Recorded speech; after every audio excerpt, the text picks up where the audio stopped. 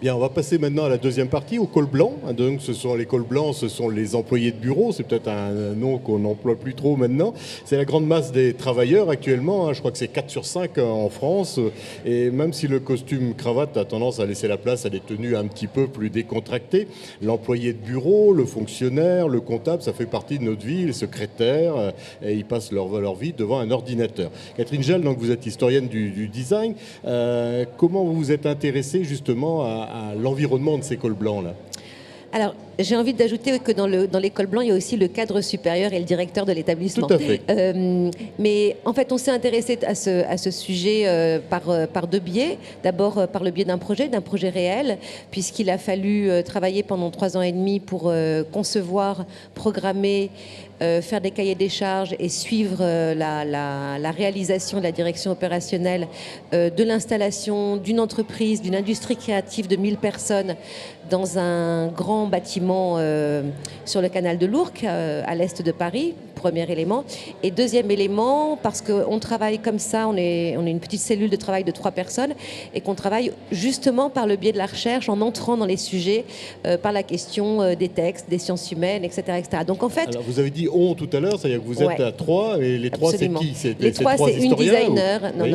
Une designer, Sophie Breuil, une chef de projet plutôt spécialisée en signalétique, qui est aussi designer, Marie Lejeau, et une historienne que je suis, Catherine Gell. Voilà, c'est les 3. D'accord, donc on voit bien la genèse. Est-ce que vous aviez un cahier des charges? C'est-à-dire parce que là, vous êtes entre l'architecte et le commanditaire, qui est le patron.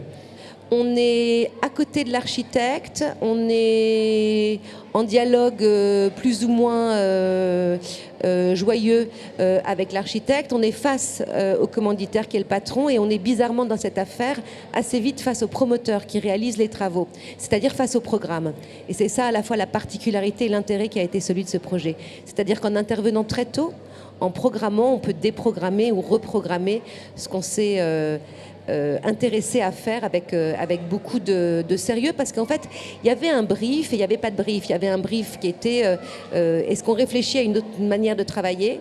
Il y a plein de manières de travailler qui sont en train d'évoluer. Il y a plein de recettes qui sont aujourd'hui mises sur la table. Notre proposition a été de dire, en fait, c'est par et à travers la question du projet en design qu'on va faire évoluer et qu'on va réfléchir à ces manières de travailler. Donc, en fait, on a été, d'une certaine manière, des rédactrices de cahiers des charges, des super rédactrices de cahiers des charges. Et puis, on a fait la direction artistique, qui était ce pourquoi on était appelés au départ. C'est-à-dire choisir un certain nombre d'autres designers ne travaillant pas pour l'industrie du bureau, et ça c'est important parce que c'est ce qui fait que le vocabulaire formel est en quelque sorte décalé, même si on a travaillé aussi avec des industriels, et ensuite s'intéresser à qu'est-ce qu'on fait pour 1000 cols blancs qu'on a appelé créatif, pas du tout parce qu'ils travaillent dans une entreprise qui par ailleurs vend de la création, mais qu'on a appelé créatif parce qu'aujourd'hui tous les employés ou tous les cols blancs sont soumis à l'injonction de la création. C'est ce que montre très bien un sociologue comme Pierre-Michel Manger, qui explique qu'en fait, la logique la plus capitaliste qui soit, c'est celle de l'artiste, que l'artiste c'est le personnage flexible qui travaille au projet, qui accepte des périodes de non-emploi, qui est capable d'initier sa recherche personnelle, et que c'est un petit peu ce qui nous est demandé à tous aujourd'hui, d'être des gens responsables, flexibles, comprenant assez bien, acceptant l'emploi et le non-emploi, etc., etc. Donc l'idée du col blanc créatif, elle est plus grande, on va dire, ou plus vaste que celle simplement de l'entreprise avec qui on a travaillé pendant 3 ans. Alors, vous avez donc un extrait de bureau, on peut dire comme ça, qui est présenté ici dans la Biennale. Donc, vous avez un espace où vous avez pu présenter justement toutes les problématiques que vous avez. On va justement le découvrir ensemble en images et on va vous entendre encore en parler, mais in situ. Et comme ça nous permettra d'avancer dans notre conversation. On a joué le rôle et on a travaillé pendant 3 ans, avec 3 ans et demi, et on continue avec une entreprise qui s'est investie en fait dans le fait de travailler et de réfléchir à l'organisation du travail dans le nouvel immeuble qu'elle a aménagé à Pantin, qui est un immeuble pour 1000 personnes. Le travail qui est aujourd'hui quand même assez intégré de la part de la majorité des individus qui travaillent en entreprise, les indépendants, c'est fait depuis longtemps, sont des modes où on leur demande d'être créatifs, c'est-à-dire de travailler par projet, d'accepter l'évaluation, d'accepter des périodes de non-emploi, où la recherche personnelle est un moment où on ressource et où on recharge finalement une partie de ses envies, de ses batteries, où on se réoriente, etc. De façon très logique, aujourd'hui, nous sommes tous ou moins plus des cols blancs créatifs. Il y a une histoire absolument claire et évidente qui lie bureau et design. Les designers ont en permanence réfléchi ou initié des modes de travail en entreprise qui ont été différents. Les designers ont particulièrement bien saisi, en tout cas les designers américains, George Nelson, les Eames, etc., qui travaillaient par exemple pour IBM, c'est-à-dire pour des entreprises qui savaient que d'une certaine manière on allait aboutir à cet objet qui était laptop. Tous ces gens-là ont anticipé, réfléchi, regardé les sociétés qui s'organisaient et qui allaient s'organiser pour proposer des modes de travail. Le designer est donc très très au courant dès le départ que la question du bureau va être une question éminemment importante et intéressante. C'est la première place d'emploi. Et que donc s'intéresser à l'organisation du bureau fait absolument partie de son rôle de designer. Toute demande ou tout projet aujourd'hui est contextualisé et porté à chaque fois par une époque, qui est une époque où finalement les idées se répandent et sont partagées assez vite. La grande époque de l'open space étant révolue, la vraie question qu'aujourd'hui tout le monde se pose et qui correspond d'ailleurs aussi à des modes économiques, c'est comment on retravaille ensemble. Comment on sort de la salle de réunion avec un écran qu'on est tous en train de fixer de manière un peu hypnotique pour retrouver des moments qui seront des moments dits plus collaboratifs. Ces questions-là, elles sont posées absolument partout. Le designer a différentes manières de répondre. Il y a des façons très industrialisées, avec des espèces de petits cocons dans lesquels on vient se mettre. Et puis il y a des façons dont, qu'il nous semble, il faut réinterroger en permanence. Un designer, ça n'est pas quelqu'un qui trouve la solution, c'est quelqu'un qui trouve une solution. Donc il réinterroge les choses en permanence. Alors, pour avoir vécu moi-même les grands débats entre open space et pas open space, etc. Alors, qu'est-ce qui a fait que l'open space est out maintenant ? Oh, il y a plein de choses, mais enfin, l'open space n'est pas complètement out. C'est-à-dire qu'on essaye de faire dans l'open space autre chose. L'open space, il n'est pas out parce qu'économiquement, c'est le plus rentable, tout simplement. Donc, après, cette question de qu'est-ce qu'on fait dans l'open space, elle n'est pas non plus nouvelle. C'est-à-dire que depuis les années 50, tout à l'heure, je citais George Nelson dans ce que vous avez montré là, c'est quelqu'un qui a travaillé sur ce type de questions. Et puis, vous avez cette espèce de grand moment qui a été le moment du bureau paysager, qui a été imaginé par des designers allemands, la Quick Burner Team, où on a pensé que ça allait être extraordinaire et formidable. Et en fait, où ils ont eu un espèce de calcul qui est passionnant, en fait, ils se sont, en fait, pour créer l'idée du bureau paysager, c'est-à-dire qu'on allait faire des cellules un peu organiques dans un grand espace, ils ont suivi le flux de la circulation du papier. Alors qu'on savait aussi qu'on allait d'ailleurs passer à plus de papier. Et c'est par rapport à ce type de mouvement dans l'espace qu'ils ont réorganisé des îlots. Donc le débat, il sera toujours entier. Je crois que la première chose de toute façon sur la question du bureau, dont aujourd'hui on est persuadé, mais que là encore, dans les années 60, on le savait, et ça c'est quelqu'un chez Herman Miller qui a été très important, qui s'appelle Robert Probst, qui avait fait un programme de bureau qui s'appelait l'Action Office. Donc l'action, l'idée de l'action, c'est qu'en fait il faut être mobile sur un plateau, et que la chose la plus dommageable en termes de santé personnelle, mais aussi en termes presque de projection mentale, c'est d'être trop sédentaire. Alors évidemment, de ce constat-là, aujourd'hui, le système économique profite à plein, puisqu'on nous demande d'être mobile partout et en tout point. Alors justement, dans les grandes entreprises, on a tous ce schéma. Bon, il y a les bureaux d'un côté, et puis après, il y a les lieux où les gens se réunissent. Il y a où les gens se voient, se rencontrent, se disent bonjour. Il y a le hall, il y a les cafettes, il y a les cantines, il y a les rayons. Est-ce que vous avez inclus tout ça dans votre projet global ? C'est-à-dire, est-ce que ça aussi, c'est en train d'évoluer ? C'est-à-dire, à la limite, est-ce qu'on peut travailler dans la cantine ? Oui, c'est ce qu'on a fait. Dans le plateau de la cantine, qui est un plateau de 2000 m², 350 places, je crois, tout le monde y a accès tout le temps. Vous avez un système de prise qui descend du plafond que vous tirez. Donc, vous pouvez vous installer pour travailler dans la cantine, de la même manière qu'on a mis la bibliothèque de l'entreprise, la documentation de l'entreprise, au même étage que celui de la cantine. Donc, il y a comme ça des espèces de porosité entre types de nourriture, si je puis dire, qui s'organisent. Mais là-dessus, moi, je pense que ce qu'il faut regarder et voir, et que je trouve vachement intéressant, en fait, c'est que finalement, en faisant ça dans une entreprise, qu'est-ce qu'on fait ? On ne fait pas autre chose que de réintégrer des codes d'un nouveau business model qui fonctionne très bien, qui sont les espaces de coworking que par ailleurs il y a en ville, où on vous propose de travailler au café, etc. etc.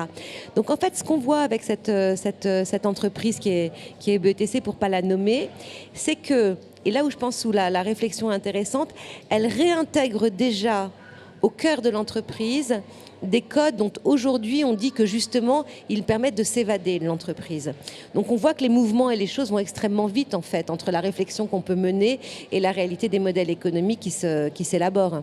Je voulais vous demander à tous les deux, puisque vous avez une certaine nombre d'années quand même dans cette école, est-ce que dans cette école-là, est-ce qu'on pratique justement ce coworking? Est-ce que c'est pas une école comme les autres, c'est une école d'art et de design, donc je suppose que c'est pas une classe avec un prof, c'est pas comme ça. En tout cas, pour le post-diplôme, non, ça se passe pas comme ça. En effet, on a un espace de coworking, un atelier en fait qu'on partage toutes. Je pense que pour nous, c'est sûr que c'est un atout d'avoir cet espace, mais ce que je trouve en tout cas très intéressant pour l'exemple des cols blancs, c'est que nous, on a tout en fait déjà un bureau fixe, on a un espace de travail défini en fait, où nous pouvons laisser nos affaires et les redécouvrir le lendemain. Moi, je trouve que le concept de justement changer d'espace tous les jours pour travailler et également prendre un espace de travail commun si on en a besoin, ou prendre un espace justement on aura besoin d'être plutôt isolé en fonction des tâches que nous avons à réaliser dans la journée est quand même très intéressante. Nous, on a, on va dire, notre petit espace un peu salon, oui, où nous pouvons faire un travail qui est plutôt commun. Et voilà. Dans votre projet, il y avait cette demande aussi que les cols blancs aient leur petit espace privé, j'allais dire, et puis des espaces de coworking. Enfin, vous sentez qu'il y a besoin de garder cet espace, ce petit espace personnel? Non, en fait, je pense qu'il faut qu'on soit clair avec la notion de coworking. Ce qui est aujourd'hui désigné comme espace de coworking, c'est un modèle économique qui fait qu'un espace en ville qui aura les codes, plutôt qui sont les codes de l'hôtel ou les codes domestiques, vous accueille pour travailler. Donc vous y trouvez une place de bureau bien sûr, mais tout un autre type de choses, un salon, etc. etc. Et puis il y a ce qui était décrit là par Elisabeth, qui est c'est quoi travailler ensemble et qui peut prendre aussi plusieurs manières. L'atelier en est une. La demande de l'entreprise pour laquelle on a travaillé, c'était retravailler ensemble. Retravailler ensemble, ça veut dire aussi bien savoir travailler côte à côte pour certaines tâches, ça veut dire avoir la possibilité de s'isoler, et ça veut dire quels sont les moments collectifs du travail, et pas simplement les moments collectifs, par exemple de la réunion, qui très souvent dans ce genre d'entreprise est une réunion de présentation des choses. Voilà, c'est un petit peu cette articulation-là. Donc oui, bien sûr, il fallait qu'il y ait des endroits, mais ils ne sont pas réservés, pas réservables, où l'on puisse se dire, là, j'ai un travail, un texte, je ne sais pas quoi, quelque chose à pondre, si je puis me permettre de dire, je m'isole dans un endroit où on ne va pas venir me déranger, où je vais être dans un certain silence et où je vais être éventuellement visuellement coupé du reste des gens qui sont autour de moi. Donc, si je comprends bien, dans chaque entreprise, en fait, il y a des flux qui s'installent selon les habitudes de travail, mais aussi selon les besoins de l'entreprise, ce qui fait qu'on ne crée pas la même architecture intérieure, la même architecture de bureau pour toutes les entreprises. Ce n'est pas quelque chose qui est exportable. C'est-à-dire que chaque fois, il y a une réflexion qui doit être avant pour qu'on crée effectivement un espace de travail nouveau, et c'est là que le design intervient. Alors ça correspondrait effectivement à ce que je disais tout à l'heure, c'est-à-dire un designer ne trouve pas la solution, mais une solution. C'est juste, et puis c'est un peu faux aussi. Et c'est pour ça qu'on avait appelé l'exposition, non mais c'est intéressant, c'est pour ça qu'on avait appelé l'exposition générique. La grande affaire du design, c'est le standard, oui. C'est la modernité, c'est cette idée-là. Donc c'est l'idée qu'à un moment, le designer va faire une réponse qui va convenir à tout le monde. L'idée dont on parle, nous, c'est que les questions sont génériques. C'est-à-dire que exactement comme l'ordinateur. Aujourd'hui, l'ordinateur, on l'a tous, cette espèce de petit objet. Et ce qui est vachement intéressant, c'est une remarque très simple, c'est qu'on l'a tous à quelque niveau hiérarchique que l'on soit et quel qu'est le métier que l'on fasse. On a tous le même objet. Par contre, cet objet, il est pour tous singulier, suivant le type de métier que vous faites ou le type de niveau que vous êtes, ou si vous êtes tel ou tel type de personne, vous aurez dans votre ordinateur des éléments différents. C'est ce qu'on a appelé être générique, ou c'est ce qu'on a appelé le temps du générique. Les entreprises ont des problématiques communes. Cette problématique du travailler ensemble, elle est, je crois, assez partagée dans l'entreprise, mais à l'extérieur. Tous les tiers-lieux, etc., remettent aussi cette question au goût du jour. Donc ces questions, elles sont génériques. Par contre, leur résolution formelle ou fonctionnelle peut être différente. Et c'est cette marge-là qui nous intéresse, puisque nous, travailler avec des designers différents à chaque fois est quelque chose qui est important. Donc le générique, en fait, adresse bien quelque chose de commun, mais appelle quelque chose de singulier. J'espère que je suis claire. Et donc dans l'environnement de travail, enfin le but de tout ça, c'est que l'environnement du travail du salarié soit le plus agréable possible pour que il se sente bien au travail. Quelque part, il y a cette idée-là, au moins chez les patrons qui investissent dans les designers. Alors, chez le designer, il y a de toute façon cette idée-là. En même temps, j'adore le design pour ça, c'est-à-dire son extrême ambiguïté. Le designer a toujours dit qu'il fallait travailler pour améliorer les choses et a bien souvent contribué à son contraire. Il a un rôle important dans le système capitaliste tel qu'il est critiqué aujourd'hui. Mais cette ambiguïté-là, moi, elle me passionne. Et évidemment, l'entreprise... Moi, j'allais faire une différence entre l'entreprise qui investit dans le design pour 1500 mètres carrés sur 15 000 mètres carrés de son entreprise et l'entreprise qui investit dans le design pour les 15 000 mètres carrés et les 1000 employés de son entreprise. Celle-là, oui. Celle-là, elle a décidé peut-être de réfléchir à des modes de gouvernance qui sont importantes ou intelligentes. En même temps, ne nous méprenons pas. Toutes les études sociologiques l'indiquent. Le moment où vos collaborateurs se sentent bien, c'est le moment où vous vous occupez d'eux. Donc, faire un projet de design qui dure 3 ans, c'est quand même dire pendant 3 ans aux gens, on s'occupe de vous. Et ils participent probablement aussi... Oui, il y a une équipe projet, dedans. J'ai lu quelque part dans ce que vous avez écrit, en fait, qu'on arrive dans une évolution du travail où le CDI, le CDD même devient un petit peu incongru et qu'on est plutôt sur des contrats à objet déterminé, c'est-à-dire les gens, on les embauche pour des projets. Et quand il n'y a plus de projets, on les met au repos. En fait, en gros, on arrive vers un travail comme ça ? En fait, c'est ce que je disais tout à l'heure avec l'artiste comme modèle, comme modèle de travailleur idéal. Enfin, je veux dire, les 3 individus que vous avez autour de cette table ce soir travaillent comme ça. Nous, on travaille. Moi, je travaille au projet. Enfin, on travaille au projet. Alors, il se trouve que par ailleurs, j'ai une charge de professeur, donc évidemment, la chose est un petit peu différente. Mais vous savez, j'ai été professeur pendant 5 ans aux Pays-Bas. Vous avez des contrats annuels. Voilà, donc vous travaillez aussi au projet. Vous faites un projet d'un département pour 5 ans, vous voyez comment il arrive à maturité, vous décidez de partir, de ne pas partir. Enfin oui, c'est évidemment l'hypercapitalisme dans lequel on est. Elisabeth et Camille, vous êtes prêtes pour ce monde du travail là où vous n'avez plus de CDI, etc. C'est des projets, quoi. Est-ce que vous êtes prêtes dans votre tête à accepter ça ? Je vous l'ai dit tout à l'heure, accepter ça, on parle de mutation, donc c'est encore en train de... Et après, nous, on part du principe qu'on va inventer notre métier. Et en fait, c'est notre rôle de designer de répondre au contexte. Donc pour ça ne nous fait pas trop peur, je pense. Eh bien, c'est une bonne parole pour terminer. Donc, Camille, Elisabeth, merci pour avoir participé à cette émission. Catherine Gell, merci pour avoir partagé toutes les réflexions sur le bureau générique avec nous.